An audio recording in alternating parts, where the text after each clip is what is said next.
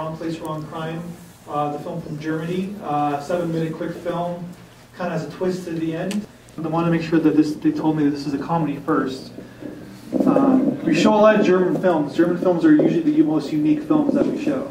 Yeah, I think unique is right. I think the camera work was excellent. I felt like I was in that cupboard with them, and I felt like I would have just shot her in the head before she got a chance to point the gun the other direction. So I think it had a really good sense of presence. I think the thing at the end with the people in the ambulance and whatever, maybe that could be a little bit more explained. I'm still trying to work that one out. Maybe I'm just a bit thick, I don't know. But you know, it felt like it was there in the cupboard, and that was you know, quite a unique thing. Yeah. Well, she killed them, right? So yeah. Well, but how? Yeah, but how? Because you know, but it's interesting, like the face, like using like the faces in this film without any, like the first 7-minute film, there's no dialogue for the first 4 or 5 minutes, but then they're just using the close-ups of these two faces, like you're talking about, and we're just gripped in this girl. There was like something intriguing about her. There's something sweet about her, but there's also something weird about her at the same time. And I don't know, I didn't see the twist coming. I don't know about you guys.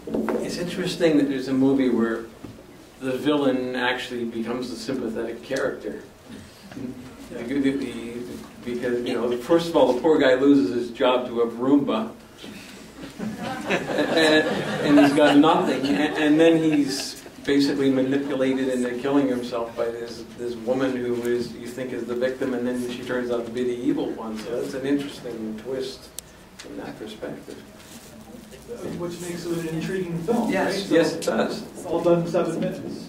I just wanted to know if anybody else felt when they were watching it that it reminded them of a Quentin Tarantino film by the end of it. All right, with the blood in the No, it was just the way, the whole cinematography and the story, you figured it out at the end, like the whole plot of the whole thing. It just came at the end, you go, oh my God, you know.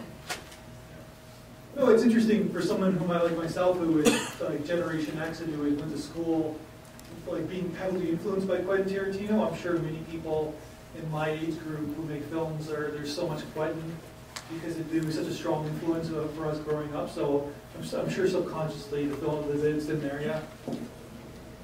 If that makes any sense. Like it's just part of our generation. Like a lot of the giant filmmakers are getting sown into the next generation.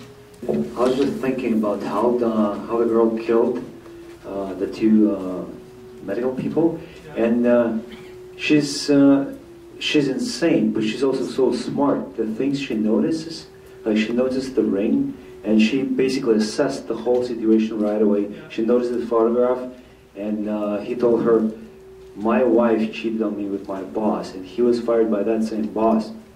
So he must have been in a very bad place in his mind, and he's tried to steal money, and it was pennies.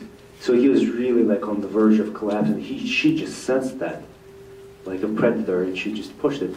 I mean, she's so deep, even though she's insane, she's so smart. Yeah. I wonder what she told those two guys. The female Hannibal Lecter, I guess. I noticed that all the deaths are suicide, so it almost seems like that girl didn't exist. She's actually suicide itself.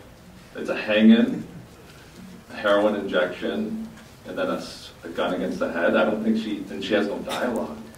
I don't think she really exists in that film. I think she is suicide. That's cool. That's an interesting perspective.